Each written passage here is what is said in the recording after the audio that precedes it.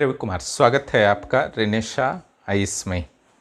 बहुत लंबे समय के बाद जेपीएससी के द्वारा एक वैकेंसी देखने को मिला है, जिसमें यानी कि एक सामान्य वैकेंसी ही मान सकते हैं। आर्ट्स वाले स्टूडेंट को छोड़ करके लगभग सारे स्ट्रीम वाले स्टूडेंट्स को यहाँ पर आवेदन करने का मौका मिलेगा। हालांकि सीट की संख्या तो थोड़ी कम है, 30 है, लेकिन संभावनाएं बेहतर हैं। अगर आप बेहतर तरीके से तैयारी करते हैं तो प्रोजेक्ट मैनेजर का जो पोस्ट निकाला गया है, ये वास्तव में जिला उद्योग विभाग आपका उद्योग मंत्रालय से संबंधित यह पोस्ट है। उन्हीं के द्वारा रिक्तियाँ भेजी गई थी जेपीएससी को। और जैसा कि आप जानते हैं कि हर ज़िले में डीआईसी नाम का एक कार्यालय होता है, डिस्ट्रिक्ट इंडस्ट्रियल सेंटर्स। उसी के अंतर्गत पीएम यानी कि प्रोजेक्ट मैनेजर एक महत्वपूर्ण पद होता है, जिसके बहुत सारे मल्टीपर्पस कार्य होते हैं। और एक तरीके से पूरे ज़िले में उद्योग व्यवस्था को, जो एमएसएमई सेक्टर हैं, उसके संचालन की जिम्मेदारी उसी के हाथ में ही होती है। हालांकि अपर लेवल पर उपायुक्त का उन्हें मार्गदर्शन हमेशा प्राप्त होता रहता है, इसमें कोई दो मत नहीं है। लेकिन ये विशेषज्ञ पोस्ट के रूप में आप देखते हैं, जिन्हें औद्योगिक नियमों, कानूनों, नीतियों की पूरी जानकारी होती है और राज्य के औद्योगिक विकास में इस अधिकारी का महत्वपूर्ण योगदान होता है। जो संजय यादव हैं, वर्तमान में उद्योग मंत्री झारखंड के, उन्होंने पिछले साल ही नवंबर में बैठक करके उद्योग विभाग में जितनी भी रिक्तियां थीं उसको भरने का यथाशीघ्र निर्देश कार्मिक को दिया गया था। उसके बाद ही यह अधियाचना जेपीएससी को भेज दी गई थी, लेकिन अध्यक्ष की उपलब्धता नहीं होने के कारण यह वैकेंसी नहीं आ पाई थी। इधर जेपीएससी का इंटरव्यू भी शुरू हो गया था और इंटरव्यू अब समापन के दौर में है, जिसके कारण इस पोस्ट को निकाल दिया गया है।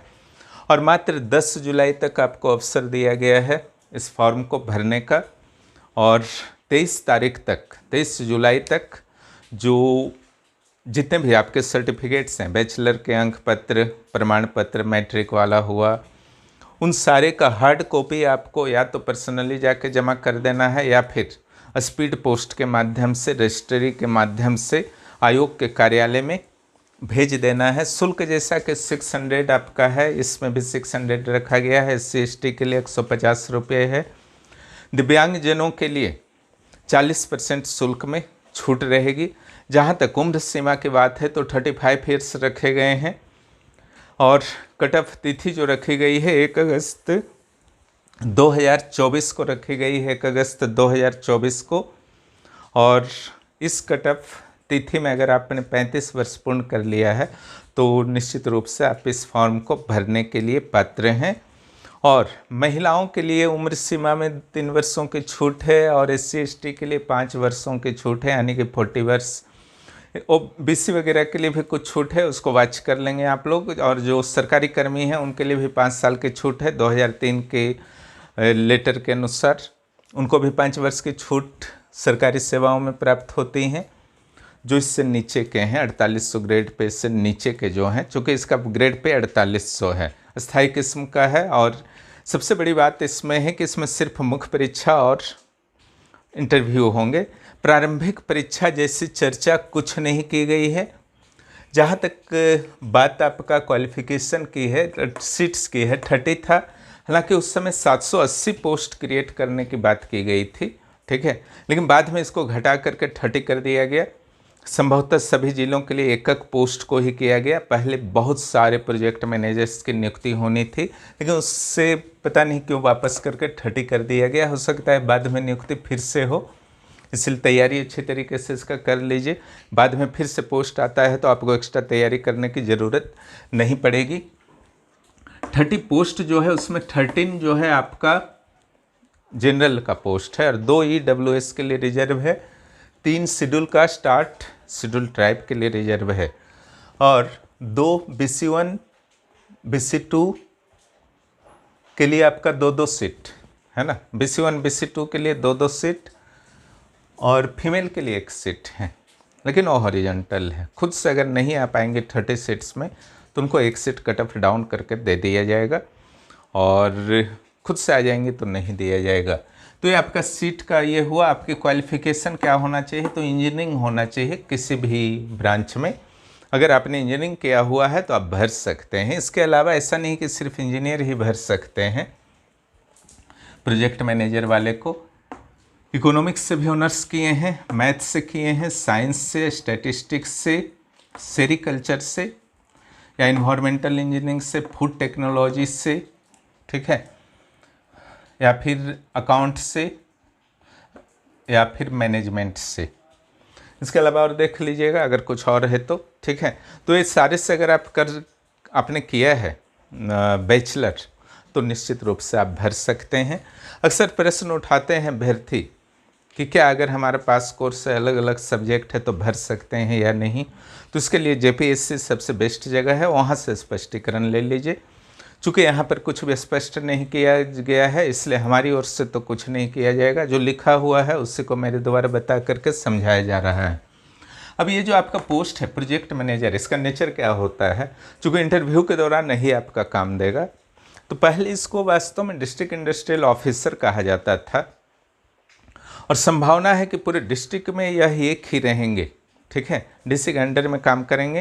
क्योंकि जितने भी विभाग वगैरह होते हैं जिला स्तर पर, सारे के हेड जो होते हैं वो डिस्ट्रिक्ट कलेक्टर ही होते हैं, डिप्टी कलेक्टर ही होते हैं, डिप्टी कमिश्नर ही होते हैं, यानी कि डीसी।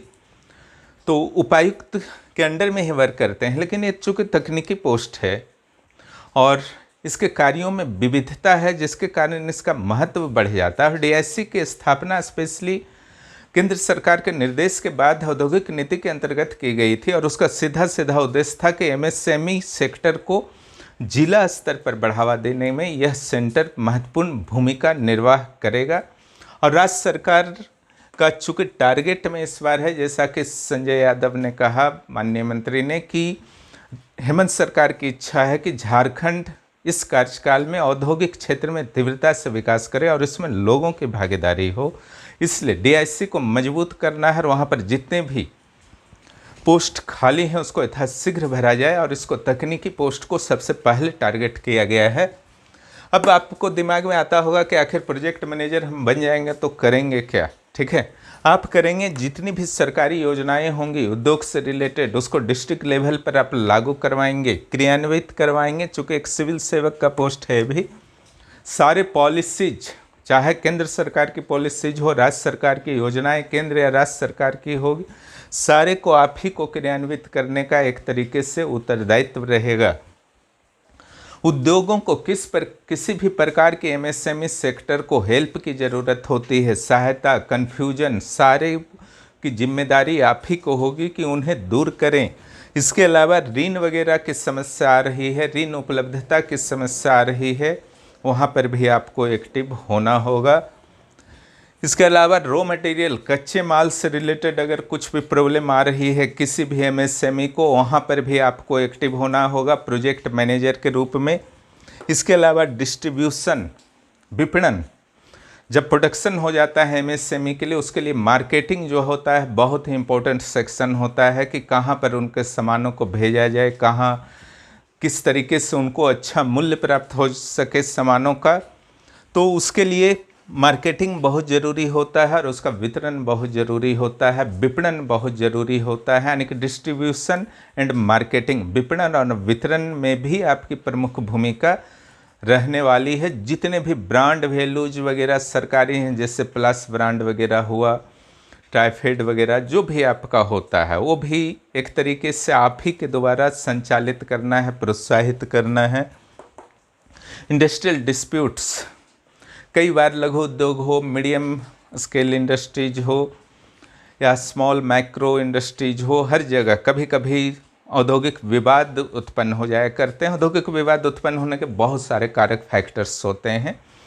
तो कुछ भी अगर उत्पन्न होता है तो आपको वहाँ पर एक तरीके से मीडिएटर के रूप में भूमिकाएं निर्वाह करनी है औद्योगिक विवाद अधिनियम के तहत, जो कि आपके सिलेबस में भी है, इंडस्ट्रियल डिस्प्यूट एक्ट 1947। उसमें बहुत सारे प्रावधान दिए गए हैं जिसके माध्यम से एक प्रोजेक्ट मैनेजर के रूप में आप सुलह अधिकारी भी बन सकते हैं, यानी कि वहाँ पर भी विवादों को दूर करके उद्योगों की प्रक्रियाओं को सामान्य रूप से संचालित करने में भी आपकी भूमिका बहुत महत्वपूर्ण होने वाली है। ठीक है। अप्रूवल एंड लाइसेंस, मान लीजिए कि कोई भी इंडस्ट्री स्थापित होता है तो सरकार की तो अनुमति लेनी पड़ेगी ना, 10 तरीके की, पर्यावरण मंत्रालय से अनुमति लेनी होगी। ऐसा थोड़ी है कि बस किन्हीं का इच्छा किया, पैसे हैं कहीं पे भी बैठा दिया इंडस्ट्री, भले ही उनका अपना ज़मीन है, अपना पैसा है, उससे नहीं होता है। लाइसेंस मीन्स अनुमति। ठीक है। कुछ कुछ अनुमतियाँ लेनी पड़ती हैं अलग अलग विभाग और मंत्रालय से। आजकल बहुत ज़्यादा बाधा नहीं है 1991 के बाद, लेकिन फिर भी कुछ अनुमतियाँ तो लेनी ही पड़ती हैं। उन अनुमतियों को यथाशीघ्र दिलवाएं अगर कोई भी सही पर्सन है जो चाहता है कि इंडस्ट्री स्थापना करें, एमएसएमई, और राज्य के विकास में अपना योगदान दें, लोगों को रोजगार दें। ऐसी स्थिति में आप वहाँ पर हेल्प करते हैं उस पर्सन का। उसी तरीके से इन्वेस्टमेंट, कभी कभी ऋण मिल रहा है फिर भी उतना कैपेसिटी नहीं होता है कि ऋण फिर चुकाएंगे कैसे। ठीक है। इसके अलावा व्यक्तिगत पूंजी की भी कमी हो सकती है। तो निवेश की जो संभावनाएं होती हैं, हाल ही में मुख्यमंत्री ने गए थे ना आपका स्पेन, स्वीडन, फिर से झारखंड की एक टीम जो है जाने वाली है जापान। 2021 में औद्योगिक नीति और निवेश नीति बना था। ठीक है। ऐसी स्थिति में सभी में निवेश का बहुत इंपॉर्टेंस होता है, खास करके जब से भारत ने एलपीजी को अपनाया, निवेश बहुत इंपॉर्टेंट सेक्शन है। तो इन्वेस्टमेंट जो आपका है, इस इन्वेस्टमेंट को कैसे झारखंड में लाया जाए तो सरकार देखेगी, लेकिन जब आ गया तो उसको कैसे निवेश करवाया जाए डिस्ट्रिक्ट लेवल पर, है ना, उसमें प्रोजेक्ट मैनेजर की बहुत बड़ी भूमिका होने वाली है। आप समझ सकते हैं कि कितनी सारी जिम्मेदारियां एक प्रोजेक्ट मैनेजर के पास होने वाली है। ठीक है।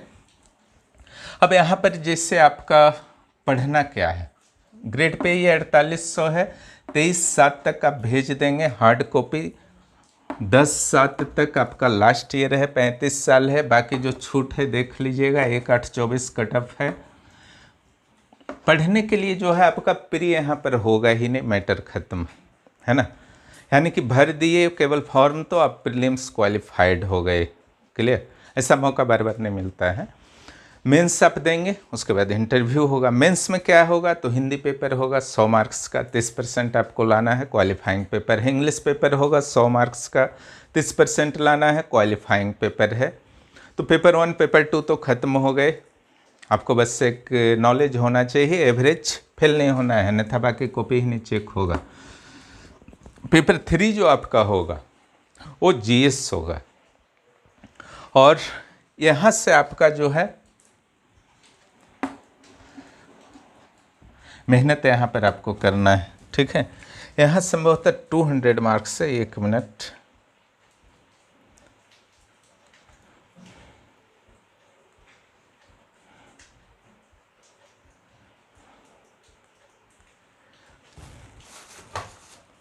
हाँ, यहाँ 200 मार्क्स है, यहाँ पर 300 मार्क्स। इंटरव्यू जो है आपका होगा 100 का होगा, इसको ध्यान दीजिए। 2 घंटे। जीएस पेपर 3 जो आपका है जीएस से, यहाँ 2 घंटे समय मिलेंगे, और इसके लिए 200 मार्क्स आपके होंगे। और उसके बाद industrial labour legislation and regulation, श्रम से संबंधित, इंडस्ट्रियल श्रम से संबंधित, किसान नुकसान से संबंधित नहीं, है ना। तो industrial labour and legislation and regulations वगैरह जितने भी हैं वो आपका 300 मार्क्स के होंगे। ये पेपर 4 होंगे। क्लियर। इसमें आपको कंपनी एक्ट्स पढ़ने हैं। ठीक है। लैंड एक्विजिशन रीसेटलमेंट एक्ट्स पढ़ना है। एसपीटी जो आपने जेपीएससी पीटी में पढ़ा है वो पढ़ना है। पेशा 1996 पढ़ना है। सीएनटी 1908 पढ़ना है ना, 1908 पढ़ना है। इसके अलावा इंडस्ट्रियल डेवलपमेंट रेगुलेशन एक्ट 1951 पढ़ना है, कंपनी एक्ट 2013 पढ़ना है, सिका 1985 पढ़ना है, BIFR को भी थोड़ा सा पढ़ना है, लेकिन मुख्य रूप से सिक इंडस्ट्रीज एक्ट आपको पढ़ना है। जो रुग्ण इंडस्ट्री हो जाते हैं उसको कैसे रिवाइव करना है, नहीं करना है, सरकार उस पर डिसीजन लेती है कि जो इंडस्ट्री रुग्ण हो चुके हैं यानी कि बीमारू हो चुके हैं, क्या उनको रिवाइवल किया जाए या नहीं किया जाए। उस संदर्भ में सिका 1985 में बहुत विस्तृत विवरण दिया गया है। IDA 1947 पढ़ना है, ठीक है। इसके अलावा आपको पंचायती राज अधिनियम झारखंड का 2001 पढ़ना है, यानी कि बहुत सारे लैंड अधिनियम, कंपनी अधिनियम और भूमि अधिग्रहण अधिनियम, कंपनी एक्ट प्लस आपका industrial act, industrial dispute act, सारे का एक कम्बिनेशन पेपर 4 में दे दिया गया है और उसका वेटेज जो है 300 मार्क्स का दिया गया है, ध्यान रखेंगे। और लेकिन टाइम 2 घंटा ही है ना। पेपर 3 हो, पेपर 4 हो, पेपर 1, 2 हर जगह 2-2 घंटा टाइम है। टाइम ज़्यादा नहीं दिया गया है। क्वेश्चन की संख्या संभवतः कम रहेगी, छोटे छोटे क्वेश्चन रहेंगे जैसे CDPO में रहेंगे। बाकी बाद में इस पर हम लोग चर्चा करेंगे कि कैसा रह सकता है, क्योंकि मॉडल फोडल जारी करने वाला JPSC तो है नहीं, वो अंदाज लगा करके ही जाना होगा। अगला बार फिर कभी प्रोजेक्ट मैनेजर का एग्ज़ाम होगा तो उस समय पता रहेगा, ठीक है। और जो GS पेपर है वहाँ झारखंड से रिलेटेड जितने भी सामान्य ज्ञान है सबके लिए रेडी रहिएगा, वो बहुत विशाल होने वाला है आपका GS पेपर, ठीक है। इसके अलावा पॉलिटी पढ़ना ही है, इंडियन पॉलिटी, इंडियन हिस्ट्री पढ़ना ही है। वहाँ पर स्पष्ट नहीं किया गया है कि सिर्फ मॉडर्न हिस्ट्री पढ़ना है कि मेडाइवल पढ़ना है, इंडियन हिस्ट्री पढ़ना है, ठीक है। इंडियन इकोनॉमी पढ़ना है, इंडियन ज्योग्राफी पढ़ना है, झारखंड और नेशनल इंटरनेशनल करंट पढ़ना है, रीजनिंग भी थोड़ा बहुत पढ़ना है। इसके अलावा इन्वायरमेंटल एंड क्लाइमेट चेंज भी आपको पढ़ने हैं, ठीक है। अब ये हो गया आपका मुख्य परीक्षा का सिलेबस। इंटरव्यू का तो कोई सिलेबस नहीं होता है, जब आएगा तो आपको क्लासेस दे दिया जाएगा, ठीक है। प्रोजेक्ट मैनेजर का इंटरव्यू का, लेकिन उसका सिलेबस नहीं होता है, वो सब गाइडेंस में बता दिया जाएगा कैसे पढ़ना है, कैसे बोलना है। तो इस सारे जो हैं आपके GS से लेकर के पेपर 3, पेपर 4 2, तो 200 और 300 500 मार्क्स के एग्ज़ाम होंगे, 2 घंटे प्लस 2 घंटे। हिंदी इंग्लिश क्वालिफाइंग होगा, उसके बाद 100 मार्क्स का आपका इंटरव्यू साक्षात्कार होगा। तो ये आपके चरण हैं, ठीक है। और रही बात तैयारी की, ठीक है, तो मैं कोशिश कर रहा हूँ कि यथाशीघ्र इसका बैच को स्टार्ट कर दूँ। जिनको भी एडमिशन लेना है ले सकते हैं। और पेपर 4 पर हमारा विशेष ध्यान रहेगा और आंसर राइटिंग प्रैक्टिस भी आप लोगों की करवाई जाएगी संभावित नेचर के अनुसार, ठीक है। देखिए मॉडल डालने वाला नहीं है, आकलन ही करना होगा कि किस तरीके से इसको करवाया जाए, क्लियर। और पिछली बार भी CDPO इसी आकलन के आधार पर करवाया गया था, जिसका काफ़ी लाभ यहाँ के अभ्यर्थियों को प्राप्त हुआ था। तो प्रोजेक्ट मैनेजर के लिए भी आप एडमिशन ले सकते हैं। इसमें पेपर 3 और पेपर 4 की आपकी तैयारी कराई जाएगी, लेकिन हमारा ध्यान विशेष रूप से पेपर 4 पर रहेगा। पेपर 3 के नोट्स भी दिए जाएंगे, लेकिन जो क्लासेस के दौरान ध्यान विशेष रूप से पेपर 4 पर रहेगा, क्योंकि वो आपके लिए नया होगा। क्योंकि CNT SPT तो आपने पढ़ा है, बहुत लोग शॉर्ट में भी पढ़े होंगे, लेकिन यहाँ शॉर्ट में तो चलेगा नहीं, क्योंकि सब्जेक्टिव है, नेचर सब्जेक्टिव है, कोई ऑब्जेक्टिव तो आने वाला है नहीं। चारों पेपर सब्जेक्टिव है मेंस का, और उसके बाद इंटरव्यू है, क्लियर। तो समझ गए होंगे सारे मैटर को। और 14 JPSC के भी क्लासेस शुरू हो चुके हैं, फाउंडेशन बैच, उसमें भी जिनको एडमिशन लेना है या प्रोजेक्ट मैनेजर वाले बैच में, निश्चित रूप से आप 9661163344 पर मैसेज कर मुझे इन्फॉर्म कर सकते हैं। जो भी इस चैनल पर नए हैं, चैनल को सब्सक्राइब करें और दोस्तों को ज़रूर बताएं। धन्यवाद।